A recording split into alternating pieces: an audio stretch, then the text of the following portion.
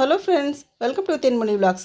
என்ன பிரியாணியை காட்டுறமே அப்படின்னு பார்க்குறீங்களா? இல்லைங்க, இதில் பயன்படுத்தக்கூடிய ஒரு இன்க்ரீடியன்ஸ் பற்றி தாங்க பார்க்க போகிறோம். அதாங்க கல்பாசி. கல்பாசி பார்த்திங்க அப்படின்னா மலை பிரதேசங்களில் தான் விளையும். ஊட்டி, கொடைக்கானல் இது மாதிரி இடங்களில் தான் விளையுங்க. இது பாருங்கள், பாறையில் வரக்கூடிய ஒரு பூஞ்சை வகை சார்ந்தது. இந்த பூஞ்சை பார்த்திங்கன்னா நல்லா வளர்ந்து வரும்போது நம்மளுக்கு அதை உறிஞ்சு எடுக்கலாம். கையில் எடுக்கும்போது நிறையா வரும். இதை வந்து பிரியாணி மசாலாலெல்லாம் சேர்த்து நம்ம சமைக்கிறோம்.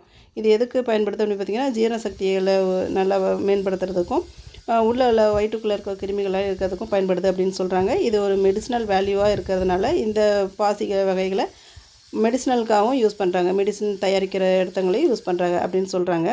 இந்த கல்பாசி பார்த்திங்கன்னா நான் எடுத்தது வந்து ஊட்டியில் எடுத்துருக்கேங்க. இது இப்போ வந்து கோடைக்காலம் ஆரம்பிக்கிறதுனால பாசியோட விளைச்சல் கம்மியாக தான் இருக்குது.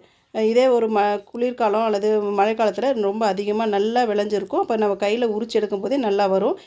குளிர் பிரதேசத்தில் இருக்கக்கூடிய மரங்களில் பார்த்திங்கனாலும் அந்த பட்டை மேலே இது மாதிரி படர்ந்து பாசி வளர்ந்துருக்குங்க. அதுவும் இதே கல்பாசி தான். இதை எடுத்து சமையலுக்கு யூஸ் பண்ணலாங்க. இந்த வீடியோ பிடிச்சிருக்குன்னா லைக், ஷேர், கமெண்ட் பண்ணுங்கள். தேங்க்ஸ் ஃபார் வாட்சிங்.